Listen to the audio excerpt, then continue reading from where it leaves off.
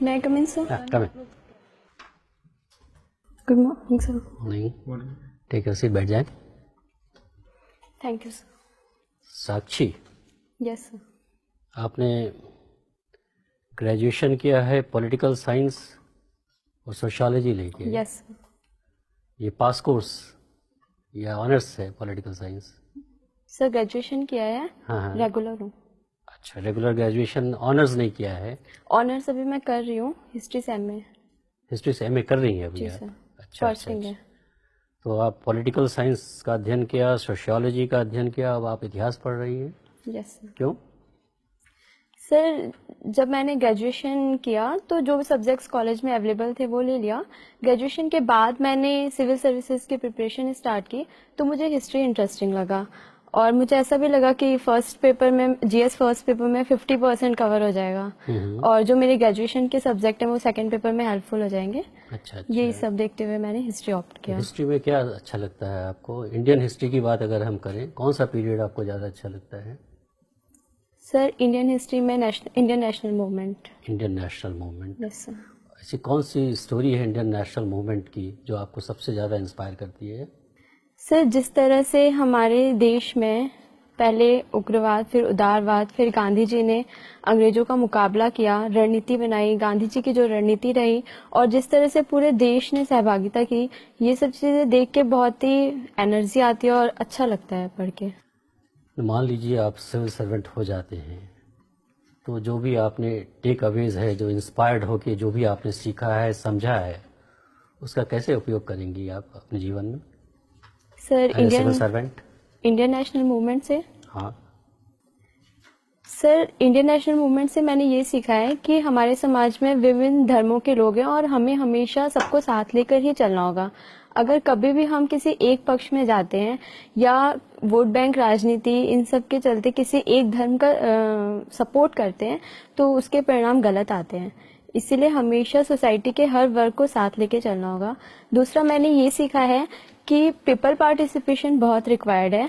तो as a civil servant मैं हमेशा जब भी कुछ भी काम करूंगी मैं कोशिश करूंगी कि रोल ऑफ पीपल हमेशा इम्पॉर्टेंट हो, उनका फीडबैक लेती रहूंगी और इसके अकॉर्डिंग अपनी पॉलिसीज में चेंज करती रहूंगी.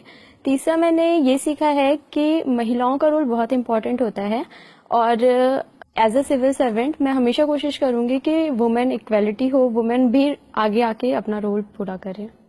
वुमेन इक्वालिटी से आप क्या मीन करती है जब आप कह रही हैं वुमेन इक्वालिटी हो? सर वुमेन इक्वालिटी से मेरा मतलब है कि इकोनॉमिक, पॉलिटिकल, सोशल हर क्षेत्र में उन्हें बराबर का अधिकार मिले, न ज्यादा न कम. अगर वो किसी चीज की योग्यता रखती हैं तो उनको अवसर मिले. ऐसा नहीं कि वो सिर्फ फीमेल हैं इसलिए उन्हें रोक दिया जाए. संविधान ने तो दिया हुआ है इक्वालिटी का राइट. सर कॉन्स्टिट्यूशन ने दिया हुआ है लेकिन हमारा सोशल माइंडसेट पैट्रियार्की बन गया है जिस वजह से काफी उनके लिए सेक्टर्स लिमिटेड कर दिए गए हैं. ये चीज नहीं होनी चाहिए. मान लिया जाए आपको डिस्ट्रिक्ट मजिस्ट्रेट बना दिया जाता है, आप यूपी की रहने वाली है ना? Yes sir. यूपी के किसी जिले में आपको डिस्ट्रिक्ट मजिस्ट्रेट बना दिया जाता है. Yes sir. पहली बात आपने की कि आप चाहेंगे कि कम्युनल हार्मोनी बनी रहे. Yes sir. Vote bank politics में हम लोग ना पड़े. और एक ही दिन आपको हिंदू समाज आता है आपके पास, कहता है कि साहब हमें रामनवमी का जुलूस निकालना है. मुस्लिम समाज आता है आपके पास कि साहब हमें आज तजिया निकालना है और एक ही रूट से निकालना है हमें. एज डिस्ट्रिक्ट मजिस्ट्रेट आप क्या करेंगी? सर यहाँ पे दोनों दलों की भावनाओं का सम्मान करना चाहिए क्योंकि दोनों ही अपने अपने धर्म को एक तरह से रिप्रेजेंट करना चाहते हैं.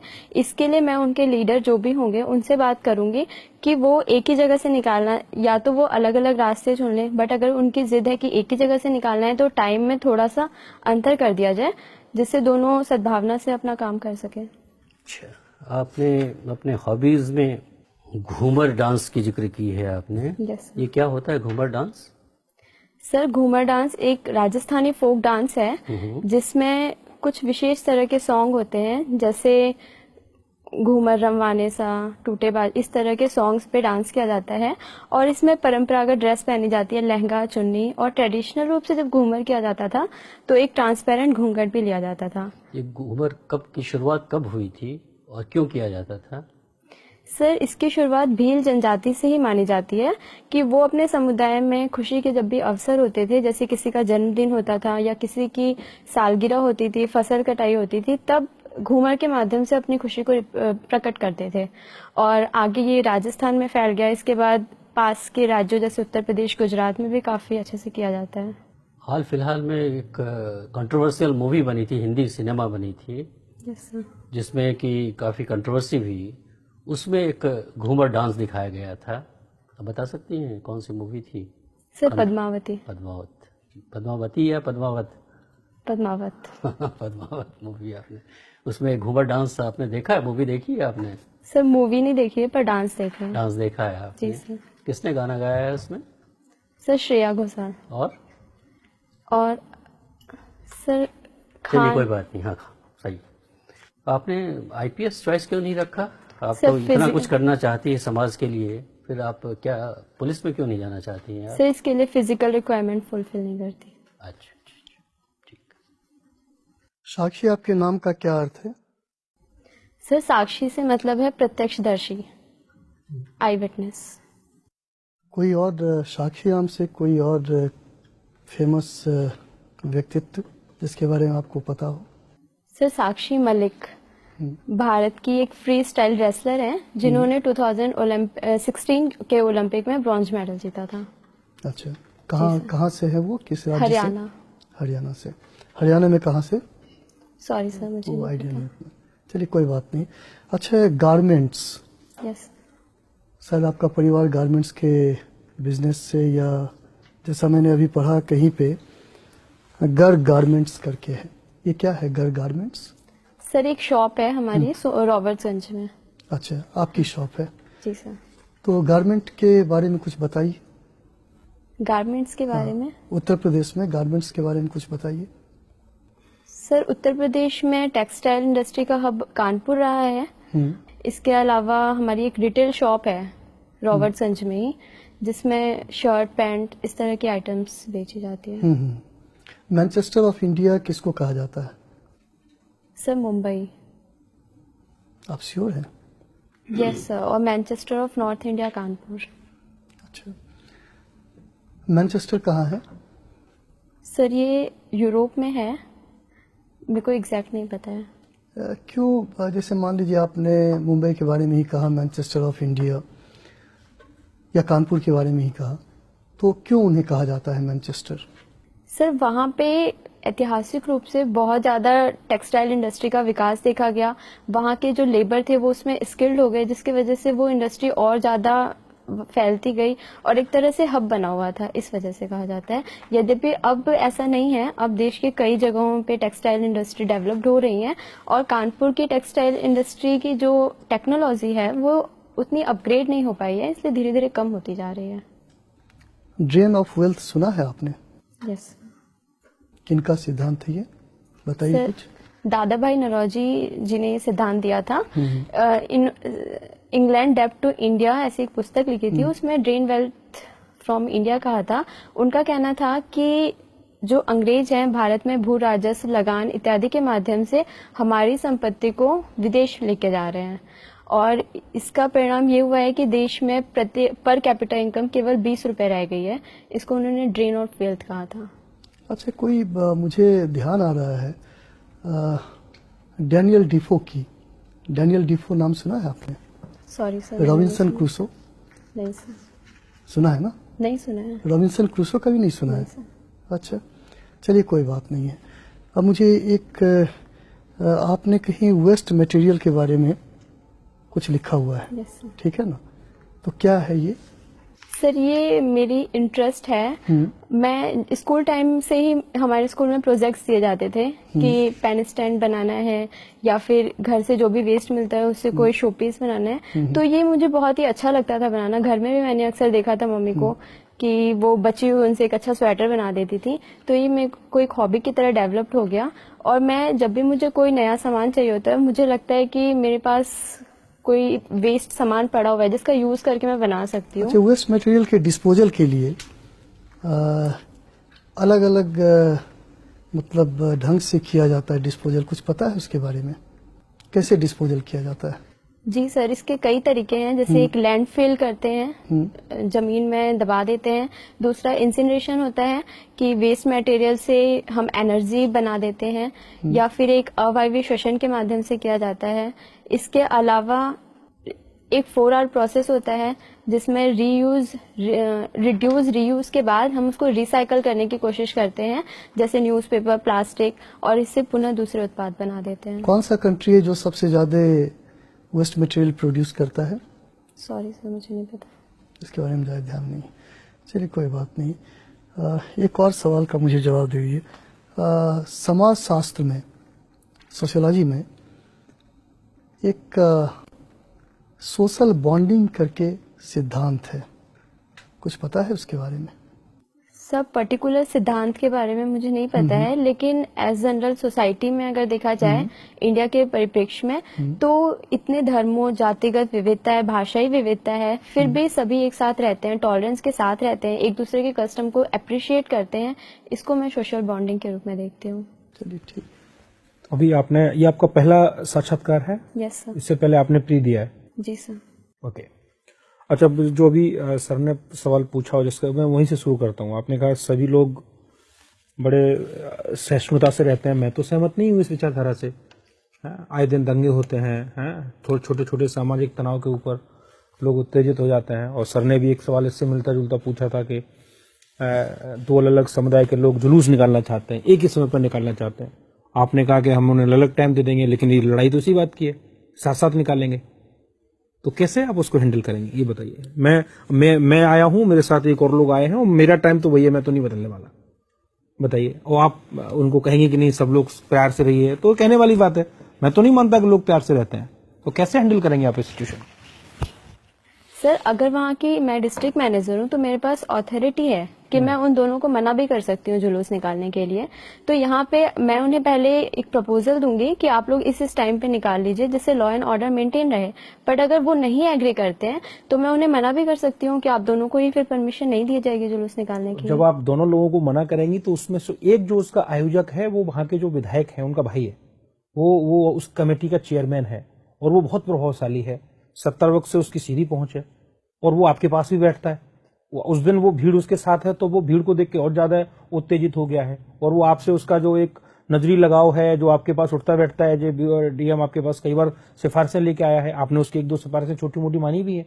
उस दिन वो आपसे ये सिफारिश मनवाना चाह रहा है। विधायक का भाई है, मुख्यमंत्री जी अभी कुछ दिन पहले उसके आके गए हैं। बताइए अब आप कैसे मना करेंगे?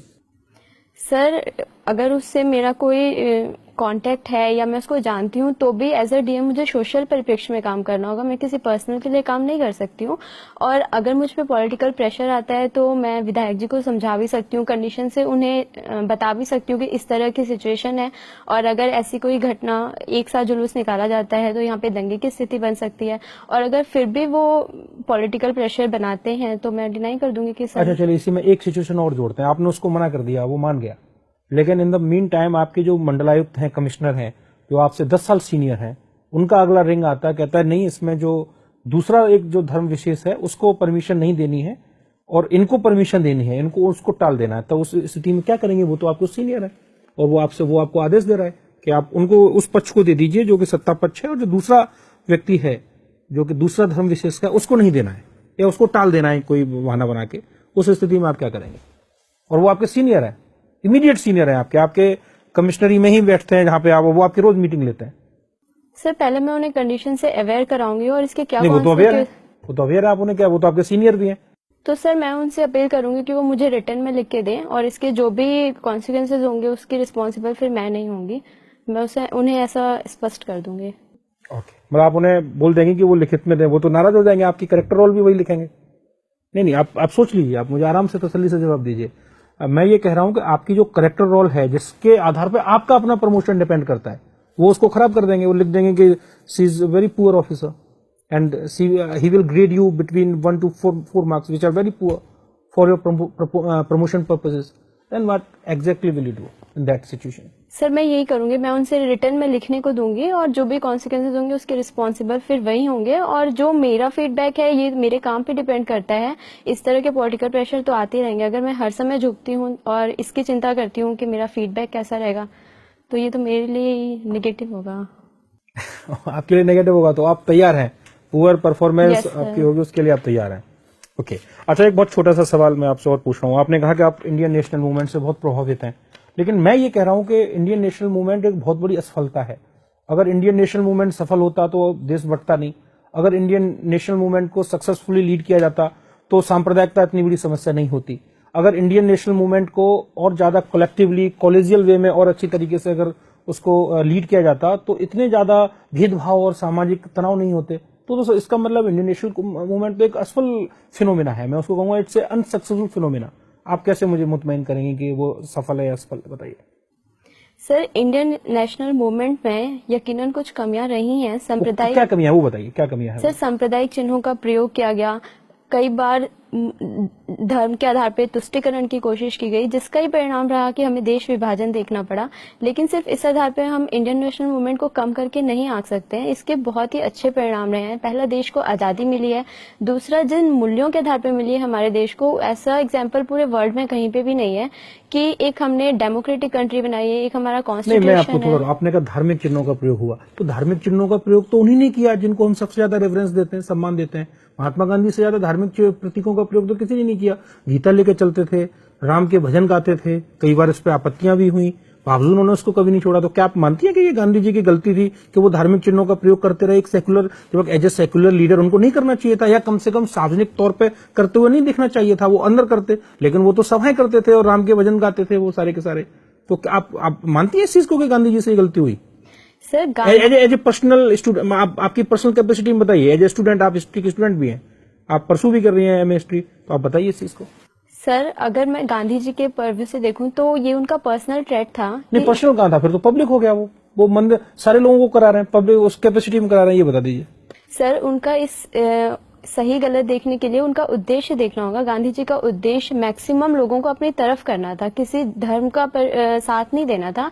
लेकिन कई बार ऐसा हुआ कि इस कारण से कुछ लोगों ने इसको जातिगत धार्मिक रूप दे दिया। पर गांधी जी हमेशा चाहते थे कि इस आधार पर ज्यादा से ज्यादा लोगों को आपस में एकीकृत किया जा सके, ये उनका उद्देश्य था।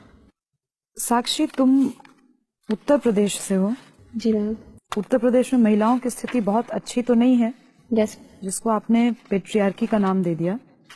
पेट्रियार्की क्या हर मामले में गलत होती है? पितृसत्ता क्या हर मामले में गलत है? जी मैम, मुझे लगता है हर मामले में गलत है।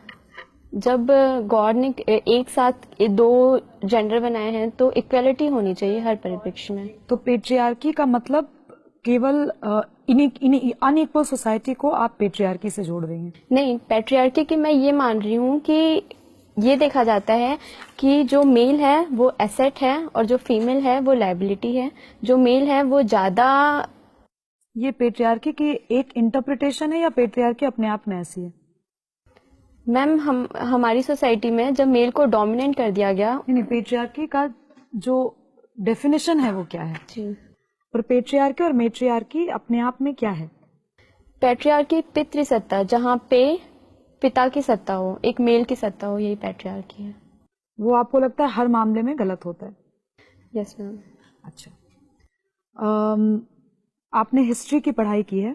जी ma'am. Doctor B R Ambedkar को चैलेंज करने के लिए डॉक्टर बी आर अम्बेडकर को किसी ने चैलेंज किया था संविधान जब बन रहा था? तो सॉरी मैम, इसके बारे में मुझे रिकॉल नहीं है। अच्छा, ठीक है। साक्षी, ये बताइए, आप हमारा जो प्रियम्बल है 42nd कॉन्स्टिट्यूशनल अमेंडमेंट एक्ट 1976 के अंतर्गत उस पर 3 वर्ड जोड़े गए थे, वो क्या थे? पंथ निरपेक्षता, लोकतंत्र, गणराज्य।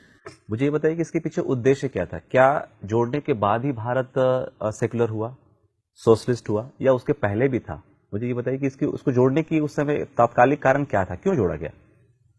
सर, भारत तो हमेशा से ही एक पंथ निरपेक्ष रहा है, लेकिन उसको जोड़ के एक संवैधानिक रूप दे दिया गया कि हम अपने डॉक्यूमेंट्स के माध्यम से दिखाना चाहते हैं कि भारत एक पंथ निरपेक्ष देश है।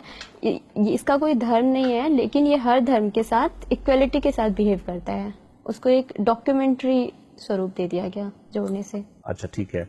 अच्छा, आप मुझे ये बताइए कि नक्सलिज्म एक विचारधारा है। जी सर। ये अभी जो चल रहा है भारत में, इसके पीछे की विचारधारा कौन सी है? वो किससे इन्फ्लुएंस विचारधारा है नक्सलिज्म? सर, नक्सलवाद की प्रॉब्लम एक ऐतिहासिक है, कम्युनिस्ट पार्टी ऑफ इंडिया से है, जो कि माओवाद की विचारधारा से प्रभावित थे। और कम्युनिस्ट पार्टी ऑफ इंडिया में कुछ लोग सत्ता में आते हुए अपने उद्देश्यों की पूर्ति करना चाहते थे, तो उसी में एक दल था जो इससे सहमत नहीं था और उन्होंने अलग होकर नक्सलवाद का गठन किया। और ये प्रॉब्लम हमारे देश में जहां जहां देखी जा रही है, उसके पीछे पॉवर्टी, अनएम्प्लॉयमेंट, ये मुख्यतः रीजन रहे हैं। जो मेन स्ट्रीम पॉलिटिकल पार्टी है कम्युनिस्ट पार्टी ऑफ इंडिया जी सर। और जो नक्सल मूवमेंट चल रहा है, दोनों में क्या अंतर है? Sir, communist party of India एक वैधानिक रूप से अपने उद्देश्यों की मांग करती है, पूर्ति करती है, लेकिन नक्सलवाद हिंसा का सहारा लेता है और एक नॉन स्टेट एक्टर है। दोनों के पीछे की जो एक विचारधारा है वो एक ही है, कॉमन है, आप कह रही हैं, लेकिन एक लोकतांत्रिक तरीके से है, एक गैर लोकतांत्रिक तरीके से। जी सर। ठीक है, मेरा अंतिम प्रश्न आपसे है, बेटी बचाओ बेटी पढ़ाओ अभियान के बारे में सुना होगा आपने। यस। इसका एक मेन फोकस है कि जो पीएनडीटी एक्ट है हमारा, उसके प्रोविजंस को इफेक्टिवली इम्प्लीमेंट करना। इसके बावजूद जिन डिस्ट्रिक्ट्स में इनको चलाया गया है, जो एक रिपोर्ट है, इंडिपेंडेंट रिपोर्ट है, अभी सेक्स रेशियो अभी भी वहां स्क्यूड है, कुछ भी क्वालिटेटिव चेंजेस नहीं आया। तो क्या, किस तरह की चुनौतियां हैं, क्यों ऐसा क्यों? जैसे एक हमने टारगेट सेट किया और उस टारगेट तक पहुंचने के लिए प्रोसीजर डिफाइन किया, फिर भी हम वहां तक पहुंच नहीं पा रहे हैं उस लिमिटेड टाइम लाइन को ध्यान में रखते हुए, क्या कारण है? सर, इसका कई परिप्रेक्ष्य में आंसर देना चाहूंगी। पहले जो पीसीपी एनडीटी एक्ट है वो सही तरीके से इम्प्लीमेंट नहीं हो पा रहा है, उसमें जितने रिक्वायरमेंट स्टाफ और फंड की फैसिलिटीज है वो नहीं दी गई है, जिसकी वजह से आज भी हर जगह पे देखा जाए अगर किसी को एबॉर्शन कराना है तो वो कुछ पैसे दे के करा लेता है। दूसरी बात ये है कि हमारी सोसाइटी का जो माइंडसेट बना हुआ है कि लड़की एक लाइबिलिटी है और अगर इसका जन्म होता है तो हमें डावरी कलेक्ट करनी पड़ेगी, इसकी सेफ्टी की प्रॉब्लम होगी, तो वो लड़कियों को जन्म नहीं देना चाहते हैं। और एक और मुझे रीजन दिखता है कि आजकल संपन्न परिवारों में एक बच्चे या दो बच्चे की पॉलिसी देखी गई है। अगर उन्हें पहला लड़का हो जाता है तो फिर वो आगे बच्चे नहीं पैदा करते हैं, जिसकी वजह से भी सेक्स रेशियो पे फर्क दिखता है। साक्षी, आप गारमेंट बिजनेस से आपका परिवार जुड़ा हुआ है। जी सर। आजकल इंडिया साइज की चर्चा बहुत हो रही है, ये क्या है इंडिया साइज? सर, हमारे देश में गारमेंट इंडस्ट्री हमेशा से ही हथकरघा उद्योग बहुत ही उन्नति पे रहा, लेकिन कभी भी इसके ब्रांडिंग नहीं की गई। हमारे जितने भी मटेरियल्स होते हैं इनके अपने साइज नहीं डिसाइड किए गए। जैसे हम विदेशी ब्रांड देखते हैं उनमें पर्टिकुलर साइज डिसाइडेड होता है, जिससे विदेश में कहीं भी किसी को खरीदना होता है तो उसको साइज के आधार पर कोई कंफ्यूजन नहीं होती है। भारत के परिप्रेक्ष्य में भी ऐसा करने की कोशिश की जा रही है ताकि हम एक वास्ट मार्केट को कवर कर सकें। किस तरह से कोशिश हो रही है? सर, इसमें इंडिया साइज बनाया जाएगा कि हम अपने मानकों के आधार पे 30, 32 जो भी साइज है उनको डिफाइन करेंगे और उसको एज अ डॉक्यूमेंट्री प्रेजेंट करेंगे ताकि जो परचेस कर रहे हैं उन्हें आसानी हो। ऑनलाइन भी परचेस कर रहे हैं तो उन्हें आसानी हो। किन्हीं 3 देशों का नाम बताएं जहां ऑलरेडी स्टैंडर्डाइज हो चुका है। सॉरी सर, मुझे नहीं पता। बहुत बहुत धन्यवाद, आप जा सकती हैं। Thank you.